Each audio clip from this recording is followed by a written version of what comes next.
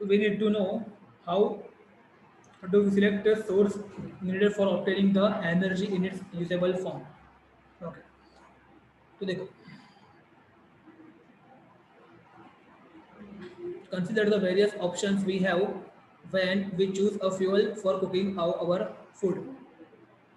Okay, what are the criteria you would consider when trying to categorize something as a good fuel? तो कौन से criteria होने चाहिए यहाँ पे देखो. Would your choice be different if you lived in a forest, in a remote mountain village or small island in a New Delhi lived for the century ago? Yes, definitely. यदि हम ये अलग अलग कंडीशन को देखो तो हमारी जो चॉइस है ना आइडियल फ्यूल की वो बदल जाएगी. How are the factor different in each case? मतलब कौन से फैक्टर होते हैं, तो यहाँ पे लिखे गए वही फैक्टर यहाँ पे होंगे. कौन से हैं? After going through the two activities above, we can see that the particular source of energy or fuel we select for performing some work depends on many different factors. Okay, for example, while selecting the fuel, we would ask ourselves the following questions. कौन से question हम पूछेंगे देखो. How much heat does it release on burning? Does it produce a lot of smoke or not? Is it easily available or not?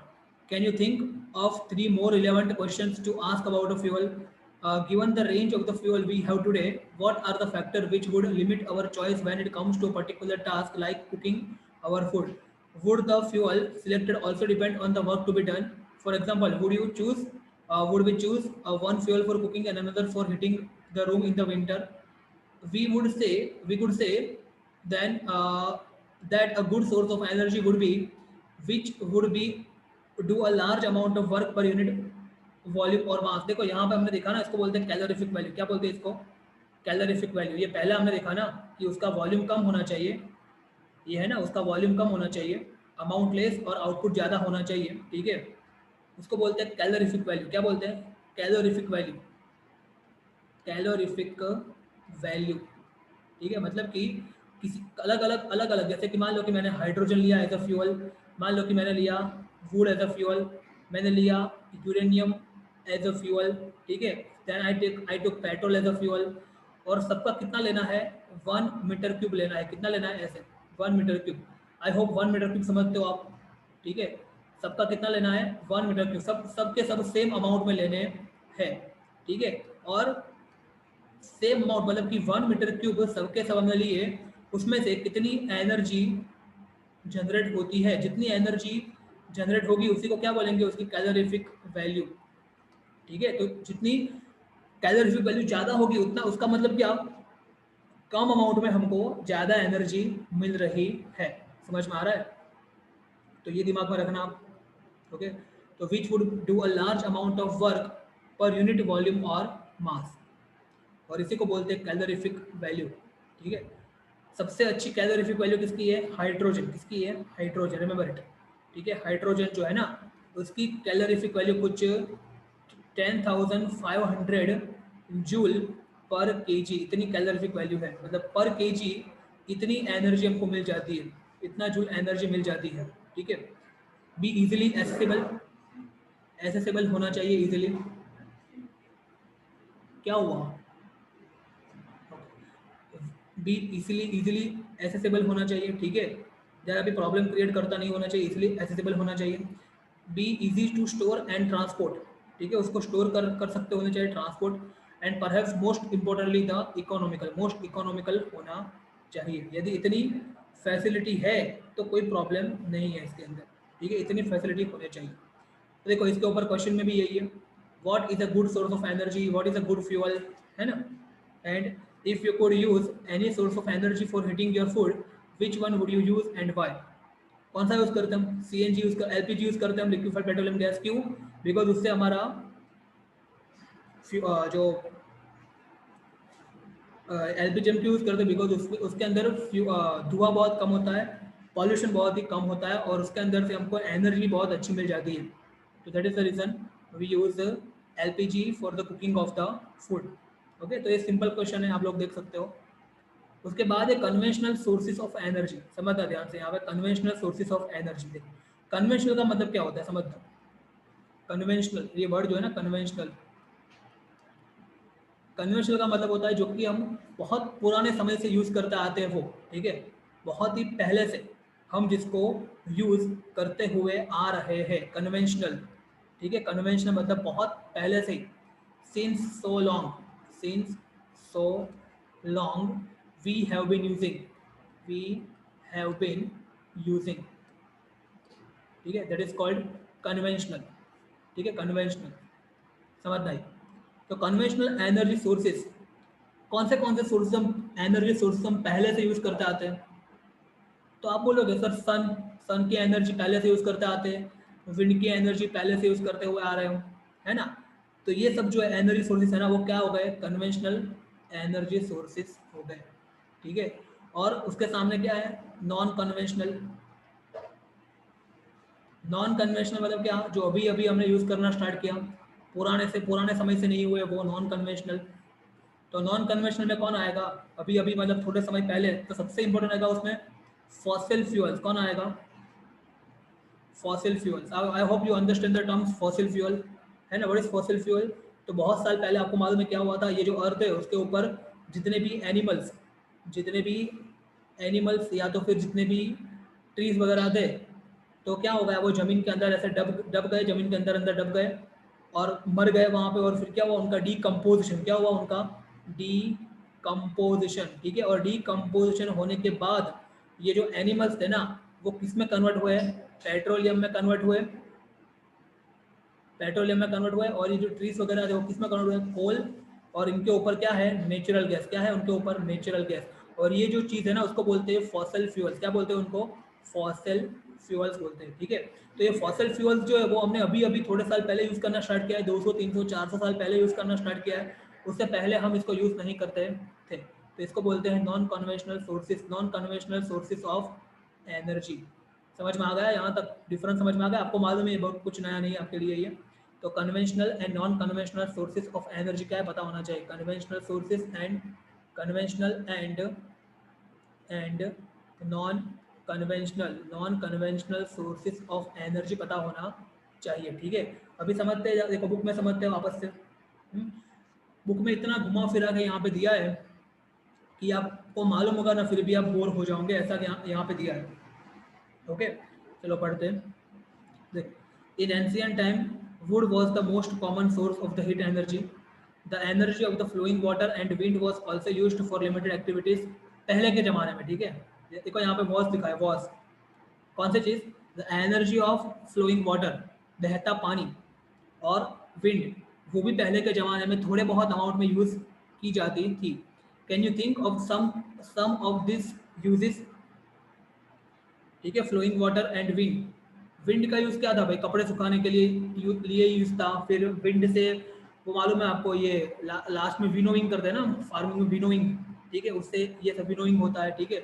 The exploitation of coal as a source of energy made the industrial revolution possible, ठीक है। और industry का revolution कब से हुआ, जब से हमको कोल मिल गया, ठीक है। क्या हुआ यहाँ पे, इंडस्ट्रियल रिवॉल्यूशन, ये सबसे इंपॉर्टेंट चीज़ है।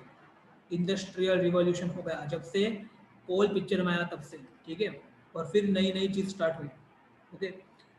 Increasing industrialisation has lead to better quality of life all over the world. It has also caused a global demand for energy to grow at a tremendous rate. The growing demand for the energy was largely made by the fossil fuels, that is coal and petroleum. Our technologies were also developed for using these energy sources, but these fuels were formed over millions of years ago and there are only limited reserves. The fossil fuel are non renewable sources of energy, हमको मालूम है, याद करो आप, because ये खत्म हो जाने वाले हैं ना फॉसिल फ्यूल्स जो है ना, यहाँ पे ये non conventional sources of energy में क्या आएगा, मुझे मालूम है फॉसिल फ्यूल्स आएंगे। और ये फॉसिल फ्यूल्स कैसे है, खत्म हो जाने वाले, मतलब कि renewable non renewable sources of energy है ये, एग्री और not, okay. Non renewable sources of energy है ये, ठीक है। If we were to continue consuming these sources at such alarming rate, we would soon run out of the energy. In other words, to avoid these alternative sources of the energy were export, मतलब कि should be invented. But we continue to be largely dependent on the fossil fuel for most of our energy requirement. देखो यहाँ पे आप figure देखो, pie chart देखो इसका, ये देखो हाइड्रो मतलब पानी, पानी का सिर्फ इतना ग्राफ है देखो यहाँ पे। फिर पेट्रोलियम एंड नेचुरल गैस का इतना ग्राफ है। और सबसे ज़्यादा एनर्जी जो हम आज के ज़माने में यूटिलाइज करते हैं, वो एनर्जी किसकी यूटिलाइज करते हैं? हम कोल की यूटिलाइज करते हैं, देखो आप, है ना। तो कोल जो है वो सबसे ज़्यादा हम यूटिलाइज कर रहे हैं। उससे थोड़ा कम कौन है? हाइड्रो। बहुत ही कम है विंड, देखो विंड बहुत ही कम है। न्यूक्लियर यहाँ पे देखो, न्यूक्लियर भी थोड़ा बहुत है। और पेट्रोलियम नेचुरल गैस, तो सिर्फ पेट्रोलियम नेचुरल गैस और कोल, ये मिला के देखो कितना ज़्यादा अमाउंट हो रहा है। देखो आप ये टेबल देखो, ध्यान से देखो इसको। तो सबसे ज़्यादा हम किसके ऊपर डिपेंडेंट है एनर्जी के लिए? तो आप बोलोगे कि सर सिर्फ 3 चीज़ के ऊपर, ठीक है। कौन सी चीज़ के ऊपर? Petroleum, coal and natural gas. और ये पेट्रोलियम, कोल और नेचुरल गैस, ये सबके सब क्या है? फॉसल फ्यूल्स, जो कि नॉन रिन्यूएबल एनर्जी सोर्सेज है, ठीक है, जो कि नॉन कन्वेंशनल भी है। समझ में आ रहा है? जो कि खत्म हो जाएंगे। क्लियर हुआ कि नहीं हुआ यहाँ तक? चलो आगे देखते हैं।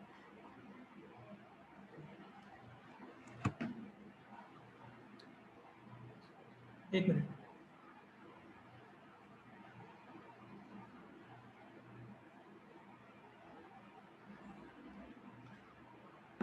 Burning fossil fuels has other disadvantage too. We learned in the class 9 about the air pollution caused by burning. देखो याद करो, ये तो मैंने आपको बहुत बार समझाया हुआ है, अभी एकदम परफेक्टली समझ में आ जाएगा आपको पैराग्राफ, इसमें कुछ है नहीं।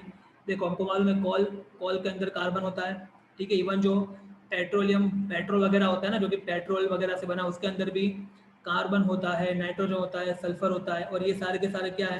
नॉन मेटल से कि नहीं, देखो ये, ओके। और नॉन मेटल्स जो है जब हवा के कांटेक्ट में आएंगे तो क्या बनाएंगे? नॉन मेटल ऑक्साइड, ये ऐसा बना देगा, ठीक है। फिर कई बार ऑक्सीजन से कार्बन मोनोऑक्साइड बनता है। नाइट्रोजन आ जाए, नाइट्रोजन प्लस ये आ जाएगा तो क्या बन जाएगा? नाइट्रोजन, नाइट्रोजन मोनोऑक्साइड बन जाएगा। सल्फर ऑक्सीजन के साथ बनेगा जब, ठीक है, तो क्या बना देगा यहाँ पे? सल्फर डाइऑक्साइड बनाएगा। It can prepare sulphur trioxide also. और ये चीज़ जब पानी के कांटेक्ट में आएगी, वाटर के कांटेक्ट में आएगी जब, ठीक है, तो CO2 जो है उसमें से बन जाएगा H2CO3, ठीक है। मतलब देखो एसिड बना कि नहीं बना। फिर इसमें से बन सकता है HNO3, इसमें से बन सकता है H2SO3, इसमें से बन सकता है H2SO4। तो मतलब क्या बनेगा? अल्टीमेटली एसिड होगा। और ये समझ में आया? तो देखो हम ये यूज़ करते हैं, पेट्रोल में से कार्बन निकलता है, कार्बन ऑक्सीजन हवा में है ही, उससे क्या बना देगा? कार्बन डाइऑक्साइड बनाएगा। जब बारिश आ रही होगी तो ये कार्बन डाइऑक्साइड जो है वो मतलब ये सारे के सारे जो गैसेस है, मेटल ऑक्साइड है, वो नॉन मेटल ऑक्साइड है, वो पानी के साथ मिल जाएंगे और क्या बना देंगे? एसिड बना देंगे। और ऐसी बारिश जब अर्थ के ऊपर होती है तो उस बारिश को क्या बोलते हैं? हम एसिड रेन बोलते हैं। क्या बोलते हैं? एसिड रेन बोलते हैं। तो यहाँ पे यही लिखा है, मतलब कि एयर पॉल्यूशन होता है, ठीक है। उसके अलावा क्या होता है? Green house effect. क्या होता है उसके अलावा? ग्रीन हाउस इफेक्ट हमको मालूम है, यदि बहुत ज़्यादा अमाउंट में कार्बन डाइऑक्साइड गैस बढ़ जाएगा तो कार्बन डाइऑक्साइड गैस के अंदर एक प्रॉपर्टी होती है। कौन सी प्रॉपर्टी होती है? It will absorb the heat. क्या होती है प्रॉपर्टी उसकी? Absorb the heat. Remember it this property, it will absorb the heat. समझ में आ रहा है? तो क्या होगा समझना ध्यान से। ग्रीन हाउस इफेक्ट कैसे काम करते हुए बता रहा हूँ मैं आपको। ग्रीन हाउस इफेक्ट कैसे काम करता है समझना ये। तो मान लो कि ये अर्थ है, ठीक है, उसके ऊपर बहुत ज़्यादा CO2, बहुत ज़्यादा CO2 यहाँ पे मान लो अर्थ के ऊपर आ गया है। तो क्या होगा? सन के जो रे आएंगे ना, वो सच में यहाँ से टकराने के बाद सीधे बाहर चले जाए, ऐसा होना चाहिए, ठीक है। क्या हुआ यार? जाओ ना यार प्लीज़, ठीक है। समझ में आ रहा है कि नहीं आ रहा है ये? तो समझ में आ रहा है कि नहीं आ रहा है ये? CO2 यहाँ पे होगा तो क्या होगा? ये गर्मी जो होगी ना यहाँ पे, ये CO2 क्या करेगा? ये जो गर्मी है उसको ट्रैप कर देगा। तो यदि ट्रैप कर देगा तो क्या होगा? जो एयर का जो टेम्परेचर है वो क्या होगा? धीरे धीरे बढ़ने लगेगा कि नहीं लगेगा? बोलो एग्री और नॉट। और यदि एयर का टेम्परेचर बढ़ने लगेगा तो क्या होगा? उसी को बोलते हैं ग्रीन हाउस इफेक्ट। क्या बोलते हैं? Green house effect. एग्री और नॉट? तो because of the presence of this CO2, because of the presence of this CO2 क्या होता है? टेम्परेचर जो होता है ना अर्थ का वो बढ़ने लगता है। एग्री और नॉट? और इसी को बोलते हैं ग्रीन हाउस इफेक्ट। समझना ध्यान से ही।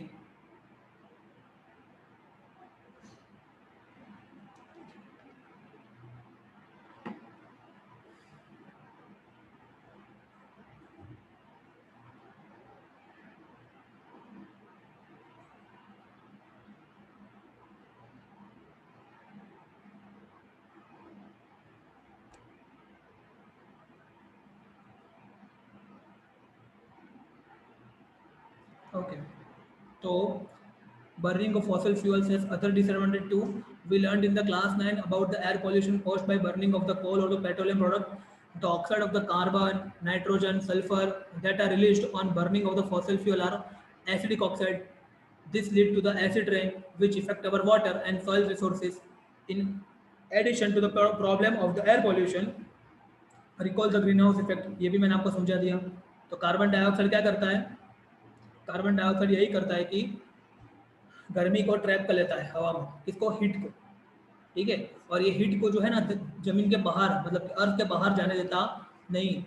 तो क्या होगा, धीरे धीरे अर्थ का टेम्परेचर जो है ना यहाँ पे वो बढ़ जाएगा अर्थ का टेम्परेचर, और फिर प्रॉब्लम स्टार्ट होगी, ठीक है। The pollution caused by burning of the fossil fuel can be somehow reduced by increasing the efficiency of the combustion process and using the various techniques to reduce the escape of the harmful gases and acids into the surrounding। मतलब कि क्या करना चाहिए हमको? नई नई technology का use करना चाहिए, ठीक है। नई नई टेक्नोलॉजी का with the help of with using the proper technology, with using proper technology we can somehow reduce the pollution. We can somehow reduce the pollution, okay, by using the proper technique we can somehow reduce the pollution, okay। Besides being used directly for the various purposes in the gas and the stove vehicle, do you know fossil fuel are the major fuel used for the generating electricity। सही बात है। देखो ये जो हम जब electricity की बात करेंगे ना, इलेक्ट्रिसिटी कैसे जनरेट करनी है इलेक्ट्रिसिटी, तो इलेक्ट्रिसिटी जनरेट करने के लिए सबसे ज़्यादा यूज़ क्या होता है? फॉसिल फ्यूल से यूज़ होते हैं। फॉसिल फ्यूल्स जो है ना यही यूज़ होते हैं इलेक्ट्रिसिटी जनरेट करने के लिए। और इलेक्ट्रिसिटी जहाँ पे जनरेट होती है ना उस जगह को क्या बोलते हैं? Power plant. क्या बोलते हैं? पावर प्लांट बोलते हैं, ठीक है। जहाँ पे इलेक्ट्रिसिटी जनरेट होती है उस जगह को बोलते हैं पावर प्लांट। पावर मतलब कि बिजली।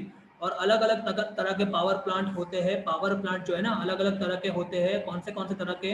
एक होता है हाइड्रो पावर प्लांट। क्या होता है? हाइड्रो। हाइड्रो का मतलब क्या होता है? वाटर, ठीक है। तो हाइड्रो पावर प्लांट समझना ध्यान से, हाइड्रो पावर प्लांट। दूसरा होता है, अलग अलग है उसमें थोड़ा बता रहा हूँ आपको, थर्मल पावर प्लांट, ठीक है। थर्मल पावर प्लांट समझना ये ध्यान से, थर्मल पावर प्लांट। उसके बाद होता है न्यूक्लियर पावर प्लांट। क्या होता है?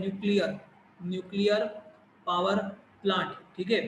जैसा जैसा उसका नाम होगा ना, जैसे कि हाइड्रो पावर प्लांट नाम है तो डेफिनेटली वहाँ पे पावर मतलब कि बिजली जनरेट करने के लिए क्या यूज़ करेंगे हम? पानी यूज़ करेंगे। यदि थर्मल पावर प्लांट है तो उसमें क्या करेंगे हम? हीट। थर्मल मतलब क्या? गर्मी होती है ना, गर्मी है ना। तो गर्मी कैसे, किसकी मदद से हम क्रिएट करेंगे? कोल की मदद से। किसकी मदद से? कोल की मदद से हम गर्मी क्रिएट करेंगे, वो मैं आपको डीप में समझाऊंगा। न्यूक्लियर पावर प्लांट, तो न्यूक्लियर पावर प्लांट में क्या होगा? डेफिनेटली हम जो न्यूक्लियर होता है, न्यूक्लियस मतलब यूरेनियम होता है ना, उसके अंदर एक न्यूक्लियर प्रोसेस होती है, ठीक है, उसको हम यूज़ करेंगे, ठीक है। उसके अलावा होता है जियो थर्मल पावर प्लांट। जियो थर्मल पावर प्लांट, तो हर एक पावर प्लांट को हम डीप में समझने वाले। उसके अलावा भी बहुत सारे हैं, ठीक है, हम समझने वाले हैं। बट पहले हम ये समझ लेते हैं कि एग्जैक्टली बिजली जनरेट होती कैसे है। एग्जैक्टली ऐसा तो क्या होता है कि बिजली जनरेट होगी, ठीक है, ये समझना ध्यान से। ये सबसे इंपॉर्टेंट टॉपिक है। इसको हम एकदम डीप में कौन से चैप्टर में देखने वाले हैं? चैप्टर नंबर 13 जो है ना आपका, उसमें हम देखने वाले हैं, ठीक है। जो इसमें एक टॉपिक है आपका जनरेटर, जो कि आपके सिलेबस में शायद निकाल दिया है बट हमको पता होना चाहिए थोड़ा बहुत। तो जनरेटर में हम ये दिखने वाले हैं डीप में, ओके। बट अभी मैं आपको थोड़ा बहुत समझा रहा हूँ, जस्ट आप लोग समझना इसको कैसे क्या करना है हमको समझना। देखो जस्ट थोड़ा सा मैं आपको समझाऊंगा, डीप में नहीं समझाऊंगा अभी। क्या होगा समझना, कैसे बिजली जनरेट करेंगे हम समझना। ऐसा कुछ होना चाहिए समझना। मान लो कि यहाँ पे हमारे पास मैग्नेट है, ठीक है। मान लो कि यहाँ पे पास मैग्नेट है, यहाँ पे नॉर्थ है, यहाँ पे साउथ है, ठीक है। और यहाँ पे बीच में क्या होना चाहिए? एक कॉइल होनी चाहिए। क्या होना चाहिए बीच में? यहाँ पे एक कॉइल। कॉइल समझते हो? कॉइल मतलब कुछ नहीं, ऐसे कॉइल, ठीक है। कॉइल मतलब क्या?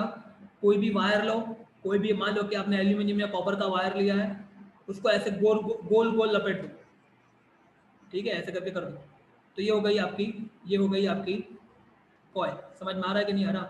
और हमको करना क्या है? ये जो कॉइल है ना उसको देखो, यहाँ पे नॉर्थ है, यहाँ पे साउथ है, तो यहाँ पे नॉर्थ से साउथ, यहाँ पे क्या होगा? कौन सा फील्ड होगा? यहाँ पे डेफिनेटली ये कौन सा फील्ड हुआ? देखो मैग्नेट के आसपास कौन सा फील्ड होता है? मैग्नेटिक फील्ड होता है कि नहीं होता? यदि अर्थ होती है तो अर्थ के आसपास कौन सा फील्ड होता है? अर्थ के आसपास कौन सा फील्ड होता है? ग्रेविटेशनल फील्ड होता है ना। कोई भी चार्ज होता है, चार्ज, उसके आसपास कौन सा फील्ड होता है? चार्ज के आसपास इलेक्ट्रिक फील्ड होता है, याद करो, है ना। Remember it. फिर से यहाँ पे दिख रहा हो, देखो समझना ध्यान से। कोई भी यदि अर्थ होगी, अर्थ, तो अर्थ के आसपास कौन सा फील्ड होगा? Gravitational field. कौन सा फील्ड होगा? ग्रेविटेशनल फील्ड होगा। ठीक है, कोई भी चार्ज होगा, चार्ज, उसके आसपास कौन सा फील्ड होगा? Electric field, sorry electric field. कौन सा फील्ड होगा चार्ज के आसपास? Electric field. ठीक है, और कोई भी मैग्नेट होगा, मैग्नेट होगा तो उसके आसपास कौन सा फील्ड होगा? मैग्नेटिक फील्ड होगा। समझना ध्यान से। ठीक है, अभी मुझे करना क्या है समझना, मुझे ये मैग्नेटिक फील्ड में ये जो कॉइल है ना, ये कॉइल दिख रही है आपको, उसको क्या करना है? ऐसे देखो, मेरे हाथ को देखो, ऐसे घुमाना है, देखो ऐसे रोटेट करवाना है, ऐसे रोटेट करवाना है। समझ में आ रहा है? समझ में आ रहा है कि नहीं आ रहा? यदि मैंने ऐसे रोटेट करवा दिया ना उसको, तो मुझे यहाँ पे क्या मिल जाएगा? इलेक्ट्रिसिटी यहाँ पे मिल जाएगी। और यहाँ पे गैल्वेनोमीटर जब कनेक्ट करूंगा ना मैं, तो उसमें से यहाँ पे करंट पास होगा और मुझे इसमें गैल्वेनोमीटर में यहाँ पे डिफ्लेक्शन दिखेगा, बिकॉज मैंने यहाँ पे इलेक्ट्रिसिटी जनरेट कर दी। कब? जब मैं इसको रोटेट कराऊंगा तब। समझ में आ रहा है? ये कॉइल को समझ में आ रहा है ना? इतना फंडा समझ में आ रहा है? अभी समझना, रियलिटी में क्या होता है समझना। रियलिटी में जो पावर प्लांट होते हैं ना, पावर प्लांट होते हैं ना रियलिटी में, उसमें क्या होता है समझना ध्यान से। ठीक है, समझना। देखो यहाँ पे मान लो कि ये मैग्नेट वाला सेक्शन है एन और एस, फिर यहाँ पे ये कॉइल है, समझना।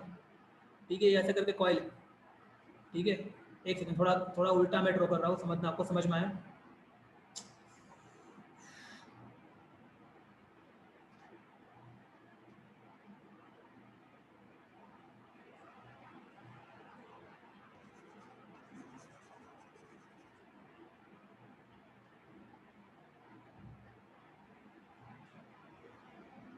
ओके, समझना ध्यान से।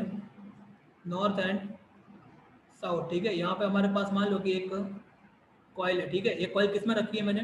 ये कॉइल रखी है मैंने मैग्नेटिक फील्ड के अंदर। किसके अंदर? ये मैग्नेटिक फील्ड है, मान लो ये ब्लू वाला मैग्नेटिक फील्ड है, इसके अंदर मैंने कॉइल रखी है। ठीक है, और ये जो कॉइल जो है ना, उसका दोनों दोनों एंड यहाँ पे किससे मैंने कनेक्ट कर दिया है? मान लो कि मैंने एक गैल्वेनोमीटर से कनेक्ट कर दिया, जिससे मुझे पता चले कि यहाँ पे करंट आया कि नहीं आया। और फिर मैं क्या करूँगा समझना ध्यान से, मैं जो ये कॉइल है ना, उसको मैं अपने हाथ से तो नहीं फैला सकता ना, ऐसे अपने हाथ से ऐसे नहीं उसको कर सकता मैं। ठीक है, मैं क्या करूँगा समझना, ये जो कॉइल है ना, उसके यहाँ पे बीच में, यहाँ पे बीच में, यहाँ बीच में मैंने एक कनेक्ट किया होगा, जिसको बोलते हैं साफ्ट। क्या बोलते हैं? साफ्ट। ये साफ्ट जो है ना, ये दोनों से जुड़ा होगा, ये कॉइल से भी जुड़ा होगा यहाँ पे, और दूसरा यहाँ पे एक चीज होगी, यहाँ पे एक चीज होगी, ऐसा ऐसा पंखे वाली एक चीज होगी, ऐसे जिसके जैसे हमारे हमारे पंखे होते हैं ना घर में, फैन होते हैं ना, फैन, उसके कैसी विंग्स होती है, ऐसी विंग्स यहाँ पे होगी। ठीक है, ये जो विंग्स है ना, और ये जो अरेंजमेंट है ना, मतलब ये व्हाइट वाली जो अरेंजमेंट है, यहाँ से इतनी अरेंजमेंट है ना, उसको क्या क्या बोलते हैं? टरबाइन। क्या बोलते हैं इसको? टरबाइन। क्या बोलते हैं? टरबाइन। ठीक है, तो क्या होगा समझना, मैं यहाँ से क्या करूंगा, ये टरबाइन जो है ना, कुछ भी कुछ करके इसको घुमाऊंगा मैं, ये टरबाइन को गोल गोल घुमाऊंगा, और जब टरबाइन गोल गोल घूमेगा तो ये साफ्ट भी घूमेगा, और ये साफ्ट घूमेगा तो उसके साथ लिंक जो मेरी ये कॉइल है ना, ये कॉइल भी क्या होगी? गोल गोल घूमेगी। और ये कॉइल कहाँ पे घूम रही है? ये जो कॉइल है वो कहाँ घूम रही है? कॉइल इज रोटेटिंग, घूम रही है मतलब रोटेटिंग कहाँ पे? तो इन द मैग्नेटिक फील्ड। और कोई भी कॉइल जब मैग्नेटिक फील्ड के अंदर रोटेट करती है तो क्या क्रिएट करती है? इलेक्ट्रिसिटी क्रिएट करती है, ऐसे इलेक्ट्रिसिटी जनरेट होती है। समझना ध्यान से। ठीक है, अभी क्वेश्चन ये है कि ये जो टरबाइन है ना, उसको कौन घुमाएगा? क्या आदमी लोग घुमाएंगे उसको? ये जो टरबाइन है, टरबाइन, उसकी एक एक प्लेट कितने की होती है मालूम है आपको? 2-2 हजार किलोग्राम की होती है एक प्लेट। ठीक है, ये आपका जो पूरा घर है ना, पूरे घर आ जाए उतनी बड़ी ये एक एक प्लेट होती है, ये प्लेट, ये प्लेट, ये प्लेट, हर एक प्लेट इतनी इतनी बड़ी होती है। समझ में आ रहा है? तो इनको कैसे घुमाएंगे हम? इनको घुमाएंगे कैसे? तो इनको घुमाने के लिए हम क्या करेंगे, कई बार देखो इतनी ज्यादा एनर्जी किसमें होती है घुमाने की? याद करो, वाटर। कैसे? वाटर में, हॉट वाटर में। आपको मालूम होगा ट्रेन, ट्रेन जो है वो स्टीम इंजन, आपने सुना होगा स्टीम इंजन। यदि पानी गर्म करते हैं ना, तो पानी गर्म करके जब स्टीम बनते हैं तो उसमें इतनी ज्यादा एनर्जी होती है कि किसी भी चीज को वो हिला सकते हैं अपनी जगह से। ठीक है, समझ में आ रहा है? तो हम क्या करेंगे समझना, मैं आपको वही बता रहा हूँ, समझना।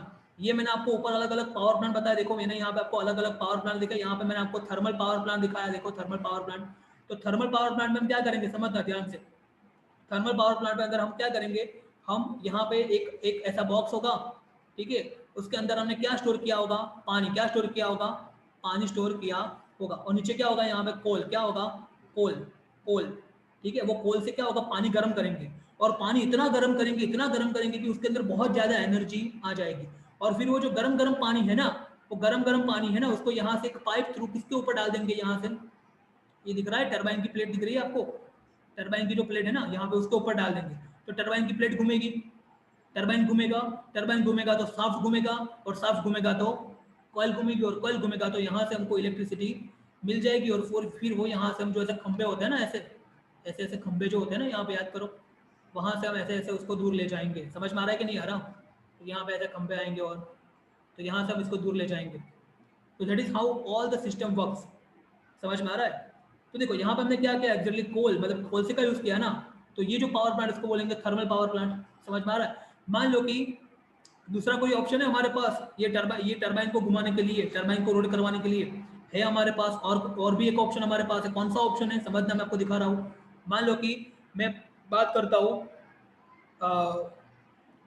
हाइड्रो पावर प्लांट, किसकी बात करता हूँ, हाइड्रो पावर प्लांट की। तो समझना क्या करूंगा हाइड्रो पावर प्लांट में, मैं समझना डैम क्या करूंगा मैं, यहाँ पे नदी होगी मान लो, तो यहाँ पे मैं क्या क्रिएट करूंगा, एक सेकंड, यहाँ मैं क्रिएट करूंगा डैम, ऐसे करके डैम क्रिएट करेंगे हम यहाँ पे। ठीक है, यहाँ पे थोड़ी जगह बीच में छोड़ देंगे हम, यहाँ पे थोड़ी सी जगह छोड़ देंगे। ठीक है, सो दैट यहाँ से क्या आ सके, पानी आ सके यहाँ से। एक सेकंड, ठीक है, यहाँ से पानी आएगा, समझना ध्यान से। ठीक है, यहाँ से ऐसे करके, ठीक है, ये मान लो पीछे की जगह पूरी वाटर से भरी हुई है, समझना। ठीक है, ये सब पानी यहाँ से भरा हुआ है, और जब ऐसा आएगा तो यहाँ से पानी आएगा कि नहीं आएगा, और यहाँ पे नीचे एकदम नीचे यहाँ पे क्या लगा देंगे हम, वही एलिमेंट जो मैंने आपको बताया, टरबाइन। टरबाइन की क्या, ऐसे करके सब प्लेट्स लगा देंगे। समझ में आ रहा है? टरबाइन की प्लेट किससे कनेक्ट होगी, साफ्ट से कनेक्ट होगी, साफ्ट होगा यहाँ पे, वो साफ्ट किससे कनेक्ट होगा, ऐसे करके कॉइल से कनेक्ट होगा, कॉइल से। और कॉइल कहाँ पे रखेंगे हम, नॉर्थ और साउथ, मतलब कि मैग्नेटिक फील्ड में यहाँ पे रख देंगे। समझ में आ रहा है कि नहीं आ रहा? और फिर जब ये कॉइल घूमेगी ना, तो यहाँ से हमको क्या मिल जाएगी, इलेक्ट्रिसिटी यहाँ से हमको मिल जाएगी। समझ में आ रहा है? बिकॉज ये पानी एकदम जोर से गिरेगा इसके ऊपर, फटाक फटाक फटाक से गिरेगा, और इसको ऐसे फटाफट रोटेट करवाएगा। और जब ये रोटेट होगा तो कौन रोटेट होगा, साफ्ट रोटेट होगा, और साफ्ट रोटेट होगा तो कौन क्या रोटेट होगा, ये कॉइल। और ये कॉइल कहाँ पे, देखो मैग्नेटिक फील्ड के अंदर है, देखो यहाँ पे है ना। समझ में आ रहा है? पूरा फंडा समझ में आ रहा है कि नहीं आ रहा? बोलो। कॉइल क्या होगा, कॉइल क्या होता है, कॉइल कुछ नहीं होता है। आपके पास एक वायर होता है ना, वायर, कोई भी वायर ले लो, मान लो एल्यूमिनियम का या कॉपर का, मोस्टली कॉपर का रहता है। किसका वायर लेते हैं, कॉपर का वायर है ना। तो उसको क्या करो, कॉपर के वायर को ऐसा ऐसे गोल गोल यहाँ लपेट के उसके अंदर यहाँ पे रख देना है बस। समझ में आ रहा है कि नहीं आ रहा? ठीक है, वही होता है और कुछ नहीं होता। ठीक है, डीप में हम समझेंगे, चैप्टर नंबर 13 में हम समझेंगे डीप में। ठीक है, बट यहाँ तक समझ में आया सर? हाँ देव बोल। एक डाउट है बोल। सर, આ કોલની જગ્યાએ હાઇડ્રોજન યુઝ કરાય? હાઇડ્રોજન યુઝ કરાય પણ હાઇડ્રોજન રિસ્કી છે, અને મોંઘું પણ છે, હાઇડ્રોજન મોંઘું પણ છે અને રિસ્કી પણ છે. અને હાઇડ્રોજન પાવર પ્લાન્ટ એકચ્યુઅલી એક્ઝિસ્ટન્સમાં છે પણ ખરો, definitely. If we use the hydrogen, then that power plant is called as hydrogen power plant. Okay, hydrogen power plant. I will do one thing. See, આ dynamo લખ્યું છે ને, આ dynamo તમે સમજો, પહેલા આ ફિગર સમજો. This is pressure cooker. हमने सीधी आपने तो करी हीट आपी, यू कैन सी हीट यहाँ से दी हमने, तो क्या हुआ, यहाँ से देखो स्टीम की पाइप है, वो स्टीम की पाइप से क्या किया हमने, रोटेट करवाया इसको। ये क्या है मेरा, सिमिलर टू टरबाइन। देखो ये क्या है, सिमिलर टू टरबाइन। क्या है ये, टरबाइन। और टरबाइन से यहाँ पे क्या कनेक्ट किया है, साफ कनेक्ट किया है। और ये डायनेमो है ना, डायनेमो आप लोगों ने सुना होगा, डायनेमो मतलब क्या होता है, जनरेटर। ऋषि तरह वीडियो ऑफ से, डायनेमो क्या होता है, जनरेटर। ठीक है, और जनरेटर से हमने क्या कनेक्ट किया, देखो यहाँ पे बल्ब कनेक्ट किया, तो बल्ब यहाँ पे चल रहा है, देखो आप। ठीक है, इसको समझने के लिए यहाँ पे डायनेमो कैसे काम करता है, डायनेमो के अंदर क्या होता है, मैग्नेट होता है और कॉइल होता है। क्या होता है, मैग्नेट और कॉइल। ठीक है, इसका पूरा स्ट्रक्चर क्या है, आपको डीप में स्टडी में आने ही वाला है, चैप्टर नंबर 13 में आने वाला है। ठीक है, बट आपको इतना समझ में आया कि नहीं आया? और रियलिटी में ये जो प्लेट है ना, ये छोटी मोटी नहीं होती, एक घर जितनी होती है। ऐसा हाथ से घुमाएंगे और ये बिजली जाएंगे, ऐसा नहीं होता। समझ में आ रहा है? उसके लिए हमको बड़े बड़े पावर प्लांट चाहिए, पानी चाहिए, पानी एकदम कहाँ से, हाइट से पानी स्लो होना चाहिए, या तो फिर थर्मल पावर प्लांट में इतने ज्यादा कोल चाहिए कि बहुत ज्यादा पानी को गर्म कर सके, और वो गर्म पानी जो है ना, स्टीम वाला पानी, इसके ऊपर टकराए। समझ में आ रहा है? या तो फिर न्यूक्लियर पावर प्लांट में भी बहुत ज्यादा एनर्जी मिलती है। एक एक पावर प्लांट देखो आपके सिलेबस में, सारे सारे पावर प्लांट है, देखो यहाँ पे हम देख रहे हैं, thermal power plant, hydro power plant. समझ में आया? देखो इसमें फिगर देखो आप, है ना, यहाँ से पानी आया, फिर ये पानी टरबाइन को घुमाया, टरबाइन ये साफ, और यहाँ पे जनरेटर, और यहाँ से पावर हाउस से लाइन निकली, देखो आप, है ना। फिर यहाँ पे ये तो नहीं है, आगे देखो विंड, विंड ये सब में यही है, so don't worry about all this things. ये जस्ट मैंने आपको ओवरव्यू दिया, आज हम डीप में एक चीज को स्टडी करने वाले हैं। आपका होमवर्क क्या है आज का समझना है, ये फटाफट सुन लो होमवर्क। आपको ये फिगर ड्रॉ करके मुझे सेंड करनी है। कौन सी? Schematic diagram of bio plant. सुन लेना ध्यान से, 2 बार ड्रॉ करके मुझे सेंड करना है ये फिगर, ठीक है? ये फिगर और ये फिगर भी, ये दूसरी फिगर समझना, दूसरी फिगर, ईच फिगर 2 टाइम्स, ये दूसरी फिगर, और ये तीसरी फिगर, ये 14.2, ईच फिगर 2 टाइम्स। और ये समझ में आ गई, ये फिगर समझ में आ गई ना? बाकी 2 फिगर मैं आपको कल एक्सप्लेन करूंगा कैसे, बट आप लोग आज समझ तो लेना ही, समझ में आ जाए, ऐसा इतना टफ भी नहीं। 14.2, 14.3 અને 14.4